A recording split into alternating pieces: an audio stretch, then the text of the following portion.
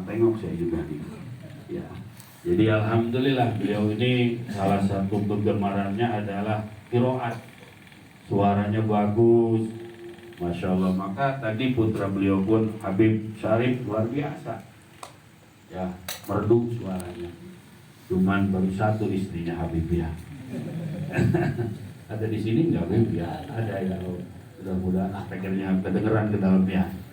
Kita doakan mudah-mudahan yang dihauli senantiasa ditambah-tambah rahmatnya Allah Subhanahu wa Ta'ala. Amin. Lalu ditinggikan derajatnya Allah Subhanahu wa Ta'ala. Amin. Dan tahmid, tahlil serta apa yang malam ini kita lakukan semoga menjadi rahmat untuk beliau. Amin. Amin. Ya Rabbal Alamin. Para jamaah, sebetulnya saya tidak ada maksud sama sekali untuk isi acara. Karena saya ingin ikut haul. Sekian waktu haul saya nggak pernah hadir. Kebetulan Habib Syarif ngasih tahu haul malam ini. Maka alhamdulillah saya bisa sempat haul. Mudah-mudahan saya dan kita sekalian yang hadir dengan barokahnya yang dihauli, kita diberikan umur panjang untuk ibadah, jembar rinci untuk ibadah, anak-anak kita menjadi ahli ibadah, hati kita diberikan cinta kepada ahli ibadah, dan mudah-mudahan akhir hayat kita husnul khotimah. Amin ya Allah ya Rabbal Alamin. Para jamaah rahimakumullah, berbicara haul, berbicara dimensi alam yang berbeda. Ketika Nabi Adam dicipta oleh Allah dari caukan-caukan tanah. Jadi 60 caukan tanah, itu bahasa Sunda caukan. Kalau bahasa sininya apa tuh? Perahu. Sama ya? Ya. Dari 60 caukan tanah, tapi tidak termasuk tanah tinggi hadirin. Maka bahasa di dunia ini, bahasa dasar itu jumlahnya 60. Nanti pengembangan lagi ada bahasa-bahasa yang lain. Sebetulnya dasarnya 60 sesuai dengan jumlah caukan tanah yang diambil untuk diciptakan Nabi Adam alaihi salam. Jadilah Nabi Adam. Kemudian Nabi Adam di sorga sendiri gelisah, galau. Akhirnya Allah ciptakan ibunda Hawa. Nah, dari ciptaan Allah yang dari caukan tanah itu, maka kita pun semua anak cucu Adam dicipta pula dari tanah, saripati tanah. Dulu yang ngambil tanah itu siapa? Allah perintahkan untuk mengambil tanah dari 60 caukan itu. Pertama Jibril. Begitu Jibril ngambil tanah, ditarik, tanah ngejerit, sakit Bril, tidak kuat. Dilepasin sama Jibril, lapor, ya Allah, saya nggak tega, tanah menjerit ketika saya tarik ya Allah. Mikael dipanggil, Mikael, ambil tanah sama Mikael. Tanah ngejerit juga, tidak kuat. Wahai malaikat Mikael, jangan dicabut saya, sakit saya. Mikael pun angkat tangan, ya Allah, saya tidak kuat. Israfil diperintah, Israfil sama, tidak kuat karena jeritan tanah ini. Maka akhirnya Allah perintahkan malaikat Israel alaihi salam. Begitu malaikat Israel ngambil tanah, tanah juga sama nangis, ngejerit tanah. Israel, jangan, sakit Israel, jangan dicabut, sakit Israel. Kata Israel, bodoh dah. Maka Israel lah yang Allah kemudian berikan tugas untuk mengambil ruh manusia. Nangis yang punya ruh kesakitan, anaknya, cucunya, mantunya, ponakannya, mertuanya. Malaikat Israel tidak pernah menggubris itu. Selama perintah Allah dicabut saja oleh malaikat Israel alaihi. Nah, begitu roh sudah keluar dari tubuh kita, Ternyata kalau tubuh diciptakan daripada anasiril arba'ah, unsur tanah, unsur air, unsur angin, unsur api. Sedangkan ruh kita diciptakan daripada nur baginda Nabi besar Muhammad sallallahu alaihi wasallam. Ketika ruh sudah keluar dari jasad, jasad dikubur, dimakan binatang tanah, terurai oleh binatang-binatang tanah, selesai jasad hancur, sedangkan ruh tidak pernah hancur. Ruh tidak rusak. Maka kalau jasad kita ini butuh makanan, makan, minum, ruh kita butuh juga makanan. Cuman beda. Kalau jasad makannya nasi goreng, somai, pempek Palembang, apalagi? Batagor, kue putu. Kalau rohani makanannya tasbih, tahmid, tahlil, zikir, sholawat. Itu makanan rohani. Ketika jasad sudah selesai terkubur, rohani terus masih perlu kita kirim kebaikan-kebaikan. Kalau orang di sebelah kita ngomong, jangan hol, ngapain? Gak nyampe Fatihah, gak nyampe sholawat, gak nyampe yasin, gak nyampe zikir dari orang yang hidup untuk yang mati. Kalau Anda mengatakan tidak sampai Fatihah dari yang hidup untuk yang mati, tidak sampai doa dari yang hidup untuk yang mati, lalu kenapa dalam Islam ada sholat jenazah? Yang sholat kita yang hidup rangkaian sholat jenazah, mulai takbir sampai salam, di dalamnya ada Fatihah, di dalamnya ada sholat, di dalamnya ada doa. Itu dipersembahkan untuk orang yang ada di hadapan kita yang sudah meninggal. Kalau ini tidak sampai, tidak mungkin ada syariat sholat jenazah dalam Islam. Maka hati-hati sekarang pemuda, teman-teman, ya, ngaji jangan ditinggal, ya, jangan terlena dengan FF. Ya, ada di musola 4 orang anak pemuda, dikira lagi ngaji, Bib, ternyata main judi online. Aduh, salah. Ada main slot. Awas, jangan sampai nggak ngaji. Kalau kita tinggalkan pengajian yang dikhawatirkan oleh Sayyidina Ali karramallahu wajhah, kata Sayyidina Ali dikhawatirkan itu 2. Pertama, alimun mutahatikun. Yang kedua, jahilun mutanasikun. Pertama, alimun mutahatikun, orang alim tapi ngerusak. Gak bisa lantang menyerahkan kebenaran karena ada kepentingan. Mestinya orang alim ini di atasnya tidak ada lain selain Allah, karena dia ada di satu wadah. Di atasnya ada lagi pimpinannya. Dia tidak takut Allah, hanya takut pimpinan. Tidak bisa mengatakan yang haram. Alimun mutahatikun, ini orang alim yang bikin rusak. Gue datang ya. Ya.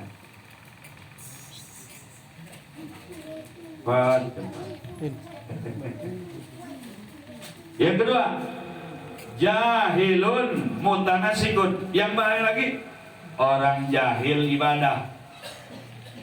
Kita kasih contoh dah. Kalau habis subuh kan gak ada ba'diyah, ya. Habis subuh kan gak ada ba'diyah subuh. Ini karena dia jahil, gak ikut taklim, gak ikut ngaji. Habis sholat subuh dia sholat 2 rakaat. Pas ditanya, bah, ya, Abah rajin, alhamdulillah. Sholat apa bah ini? Atau sholat sunnah bah dia subuh. Bah, kata kiai juga, kata habaib di taklim itu tidak ada bah dia subuh. Jangan bah. Saya mau bah dia terus, gak pernah hitung-hitungan sama Allah, katanya. Begitu dia bilang. Ini jahilun mutanasikun. Banyak contohnya. Kayak orang umroh, ada 5 waktu yang di 5 waktu itu kita haram sholat sunnah mutlak, atau haram melakukan sholat jikalau tidak ada sabab mutaqaddim atau sabab muqarin. Contoh sabab mutaqaddim, kita punya sholat yang kelewat, misal sholat subuh atau misal sholat isya, kita ketiduran, kelewat kan tuh, keluar dari waktu, berarti namanya qadha. Nah, kalaupun setelah subuh itu haram melakukan sholat, tapi kalau ada sabab mutaqaddim seperti mengqadha sholat yang sudah terlewat, boleh qadha sholat walaupun ba'da subuh. Kenapa? Karena sebabnya sudah mutaqaddim, sholat isya kelewat. Atau muqarin, sebabnya berbarengan. Contoh gerhana, setelah subuh sebelum matahari ukuran 1 tumbak haram kita sholat, tapi kalau ada gerhana karena ada sabab yaitu muqarin, kita boleh sholat gerhana walaupun di waktu itu diharamkan sholat kalau tanpa ada sabab. Karena ini sababnya muqarin, boleh sholat gerhana. Nah, ada orang yang ihram, orang yang umroh, ya ba'da asar. Ba'da asar itu kan tidak boleh sholat kalau tanpa ada sabab mutaqaddim atau muqarin. Ini kan umrohnya juga belum, baru dia datang ke mikot, sholat sunnah ihram, padahal di situ diharamkan sholat tanpa ada sabab mutaqaddim. Umrohnya kan belum, tapi banyak orang yang sholat sunnah ihram. Ya, maka mudah-mudahan remaja-remaja yang ikut sama Habib Syarif semuanya aktif di pengajian. Amin. Amin. Ya Rabbal Alamin. Ya Rabbal Alamin. Awas, kita ini pemuda-pemuda yang cinta habaib, cinta Rasulullah, karena mencintai Rasul dengan mewujudkan cinta kita kepada zuriatnya. Kita cinta kepada para habaib, para ulama, karena mereka itu adalah penguat bumi. Secara zahir Allah kuatkan bumi dengan gunung, dengan pohon. Secara batin Allah kuatkan bumi ini, dunia ini, dengan adanya zuriat baginda Nabi besar Muhammad sallallahu alaihi wasallam, dengan adanya doa-doa para orang-orang yang saleh, adanya zikir, itulah penguat alam dunia. Ini yang harus kita perhatikan. Pemuda-pemuda jangan tinggalkan taklim. Apa hasibtum annama khalaqnakum abatha. Kata Allah dalam Al-Quran, apakah kamu mengira sesungguhnya kami menciptakan kamu sia-sia? Jangan dikira Allah menciptakan kita sia-sia. Kita diciptakan oleh Allah dengan tubuh yang sempurna, diberikan akal. Kita dijadikan oleh Allah makhluk yang paling indah. Allah tidak sia-sia menciptakan kita dari air yang hina menjadi manusia yang mulia. Alhamdulillah. Padahal bahan baku kita dengan bahan baku ayam masih berharga bahan baku ayam. Ayam dari telur, kita dari air hina. Tuh, coba direndengin tuh, telur sekilo sama air itu seember. Milih mana? Telur. Ya. Kita ke jalan raya ada gerobak, martabak telur. Gak pernah ada martabak sperma. Nah, dari air yang hina dijadikan oleh Allah menjadi wujud makhluk yang paling amat sempurna, yaitu manusia. Diberikan akal sehingga pada usia tertentu, laki-laki 15 tahun atau mimpi yang menyebabkan keluarnya air sperma, balik dia, akalnya sehat, mukallaf, maka dia wajib sholat, wajib puasa, wajib taklim, wajib kalau sudah mampu dia berhaji karena akal. Kalau seandainya bentuknya manusia tapi akalnya tidak normal, orang gila, dia tidak wajib sholat, dia tidak wajib puasa, dia tidak wajib menjalankan syariat karena akalnya rusak. Nah, apakah kita ingin menyamakan diri kita dengan orang itu atau menyamakan diri kita dengan binatang? Nauzubillah min dzalik. Kalau kita bisa menggunakan akal sehat, ibadah dengan baik, maka derajat kita pun akan lebih tinggi daripada malaikat-malaikat Allah Subhanahu wa taala. Amin ya Allah ya Rabbal alamin. Para jamaah rahimakumullah, perlu kita ingat orang tua kita pun yang sudah meninggal harus kita hauli. dengan kemampuan kita. Dan perlu kita ingat, ziarah kubur jangan dilewat. Kalau bisa tiap Jumat baca Yasin. Saya baca tukilan dari Mbah Kiai Maksum yang Yogyakarta dalam kitabnya Hujjah Ahlus Sunnah wal Jamaah. Di situ ada keterangan siapa yang ziarah kubur orang tua di hari Jumat, kemudian dia membaca Yasin, maka dia mendapatkan pahala haji umroh yang sempurna. Kita kan kadang-kadang ziarah setahun sekali. Iya. Kadang-kadang ziarah saking jarangnya, pas giliran ziarah kuburan orang tua nggak ketemu. Rata. Kata adanya, Bang, kuburan bapak kita di mana? Tahu, gue juga nyari. Dulu di mari nih, pindah kagak gue bilang apa ini. Ya udah sekarang kita ziarah di mana? Udah di pagar aja. Rel kereta dia ziarahin aja. Jangan sampai kita lupa ziarah kubur. Kalaupun di rumah Fatihah sampai. Walaupun di rumah Fatihah itu datang. Tapi ketika kita ziarah ke kubur orang tua kita, itu menunjukkan pengabdian kita kepada mereka. Dan ruh itu akan terus nyambung. Jangan dikira setelah guru kita pindah alam, orang tua kita pindah alam, roh mereka tidak nyambung. Apalagi arwahul muqaddasah, ruh orang-orang yang suci itu, yang hidup sama yang meninggal, ruhnya nyambung. Maka para habaib, para ulama-ulama yang kadang-kadang mereka zarah mereka beda dengan zarah kita, karena mereka bicara ruhnya dengan ruh yang diziarahi. Jangan dikira orang yang berjuang di jalan Allah itu mati, tidak sama sekali. Bal ahya'u walakin la tashkurun.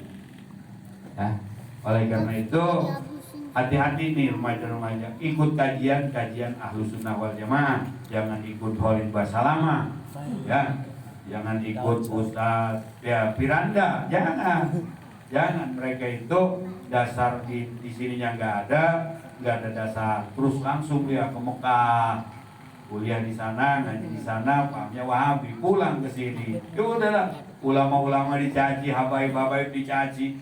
Siapa mereka? Syekh Nawawi dicaci, ya Allah, ulama besar. Kalau Maulana Habib Lutfi mengatakan bid'ah ya beliau. Ulama besar. Syekh Nawawi Tanara yang sampai sekarang orang Mesir itu ada yang kaya raya karena hasil percetakan mencetak karya-karya Syekh Nawawi yang dibaca di mancanegara. Kita kenal Safinatun Najah, karangan Syekh Salim bin Sumer Al-Hadrami, disarahi oleh Syekh Nawawi dengan Kasyifatus Sajah. Di Mesir dibaca, di Syria dibaca, di Yaman dibaca, di Maroko dibaca, hadirin, di Uzbekistan dibaca, di Indonesia apalagi. Nyata kalau beliau adalah waliun min awliya'illahi ta'ala. Wahabi, anak kemarin sore udah ngejelek-jelekin Syekh Nawawi. Hati-hati, awas. Ya Allah, baru punya jidat hitam doang sama jenggot 3 lembar, udah berani dia menjelek-jelekan ulama-ulama Allah. Naudzubillah min dzalik. Hati-hati. Sekarang mereka lagi kencang-kencangnya dakwah. Yang jadi sasaran adalah orang yang mulai hijrah. Baru hijrah katanya, baru 2 hari hijrah sudah menjelekkan Sibtudurrah. Apa itu mahalul qiyam? Apa itu berjanji? Baru 2 hari tong, bayi merah. Nih di sekolah-sekolah suka ada rohis tuh. Ya gitu rohis tuh. Kadang-kadang ikut kajian, ujung-ujungnya Wahabi. Ya Allah. Maka mudah-mudahan Allah jaga akidah kita dalam akidah Ahlus Sunnah wal Jamaah. Ikut Imam Abu Mansur Al-Maturidi dan Imam Asy'ari. Kita ikut ulama-ulama kita, ngaji kita ulama-ulama salafun saleh. Habib Abdul bin Ali Al-Haddad, Al-Sawih Al-Dunia, Risalatul Mu'awana, kemudian Safinatun Najah, itu saja kitab-kitab kita yang memang ulama-ulamanya sudah diakui oleh ulama-ulama dunia. Ada juga sekarang perempuan-perempuan mereka berhijab, hijabnya panjang, hafal Quran, tapi tidak tahu adab kepada Quran. Head juga bawaannya Quran. Ya Allah.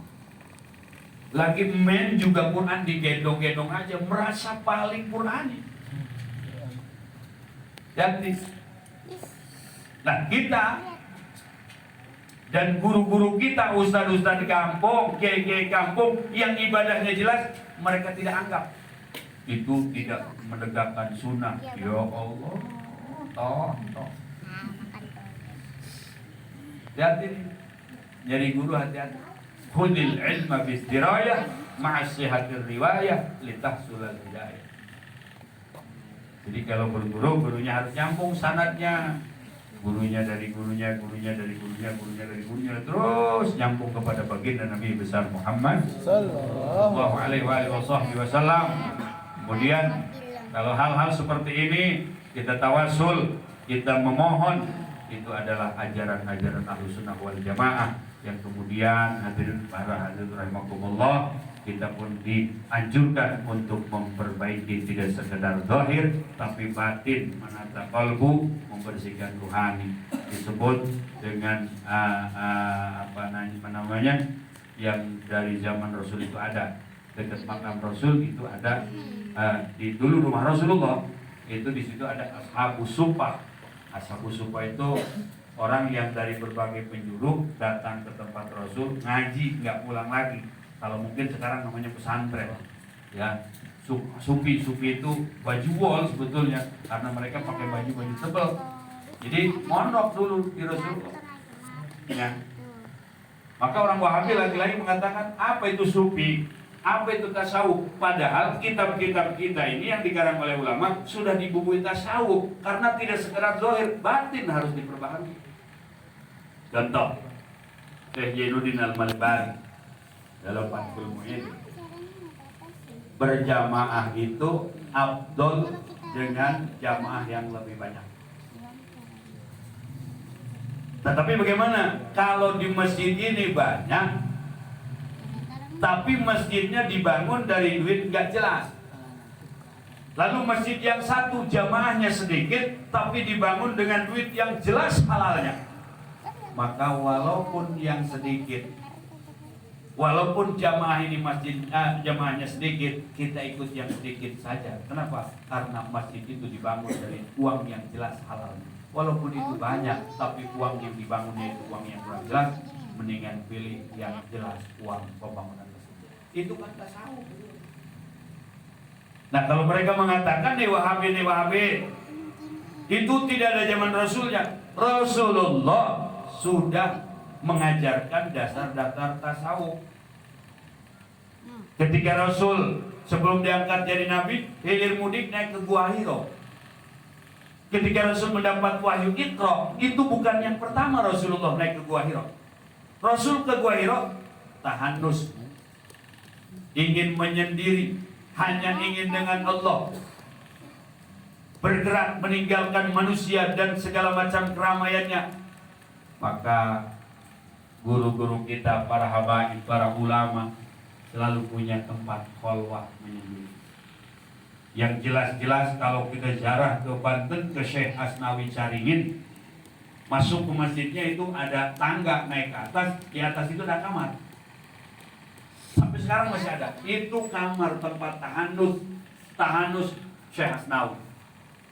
Khalwat. Siapa bilang tidak ada pada zaman Rasul? Rasulullah khalwat di Gua Hiro. Nah, lalu sahabat Rasulullah Shallallahu Alaihi Wasallam, dari sekian banyak sahabat, ada sahabat-sahabat yang oleh Rasul diberikan bacaan wiridan zikir tertentu yang tidak diberikan kepada sahabat yang lain. Contoh, Hudzaifah ibnul Yaman, ini seorang sahabat yang meriwayatkan kurang lebih 100 hadis sahih. Beliau diberikan ilmu yang tidak diberikan kepada sahabat yang lain. Tuh. Kemudian Hudzaifah ibnul Yamani mendidik seorang tabi'in, karena beliau sahabat, mendidik seorang tabi'in di pesantren sufinya. Muncullah Syekh Hasan Al-Basri. Ini ahli sufi didikan Ibnul Yamani. Ibnul Yamani didikan baginda Nabi besar Muhammad. Sejaman dengan Syekh Hasan Al-Basri ada Ibnul Musayyab. Ini orang Wahabi harus tahu sejarah. Nah, Sayyidina Ali dipanggil oleh Rasulullah. Duduk. Rapatkan lutut. Pejamkan mata. Naikkan lidah. Hul. Allah. La ilaha illallah. Sayyidina Ali dituntut zikir oleh Rasulullah secara khusus. Maka dari Sayyidina Ali turun ke Sayyidina Husain. Turun sampailah kepada cucu Rasulullah Syekh Abdul Qadir Al-Jailani. Qadiriyah. Siapa bilang Qadiriyah tidak bersanad kepada Rasul? Masya Allah. Begitu juga Sayyidina Abu Bakar Siddiq dipanggil oleh Rasul. Duduk, rapatkan lutut, pejamkan mata. Qul Allah, la ilaha illallah.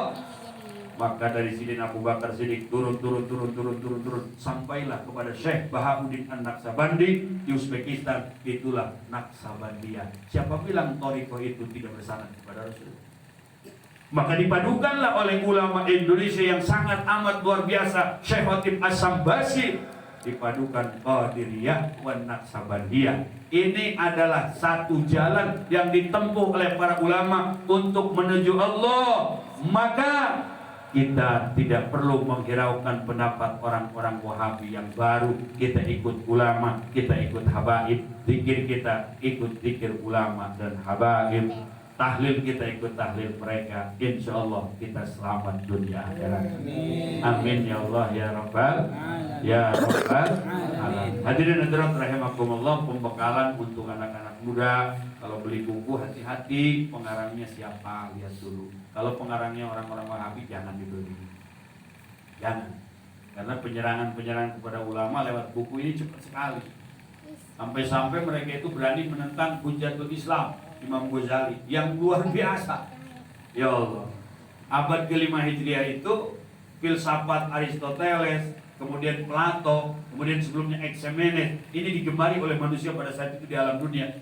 Maka Allah munculkan Hujjatul Islam Imam Ghazali dengan karyanya Ihya Ulumuddin. Dipantek sama orang Wahabi, ditentang. Itu isinya hadis dhaif untuk mengalahkan filsafat kuno Yunani kuno, filsafat sesat. Cukup dengan hadis dhaif saja, tumbang. Kalau bisa pakai pisau, nggak perlu pakai golok. Atak cak kurang sudah tema guys, ulah didenge Wahabi mah. Kurang ngetutulkan ulama-ulama kampung yang tawadhu. Amin. Ketawaduan mereka terlihat. Kalau Wahabi kan songong, nggak ada adab. Di masjid, nyelonong aja nyelonong.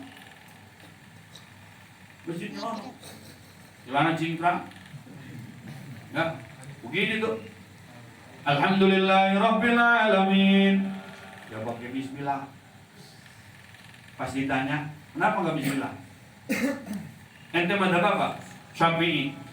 Gak sah sholat ente kalau gak pakai bismillah. Kalau ngaku madhab Syafi'i. Karena Imam Syafi'i mengatakan al-basmalatu ayatun minha. Bismillah itu satu ayat daripada ayat-ayat Fatihah. Saya baca, sedap-sedap begitu. Saya baca sih, tapi saya bacanya sir. Ngapain sir? Sholatnya sholat jahar. Sholatnya sholat maghrib, ngapain baca bismillah pelan? Ini kan nggak punya adab. Tiap wilayah ada macannya. Tiap kampung ada kiainya, ada habaibnya. Tolong pakai adab. Itu nggak beradab, memang seperti itu.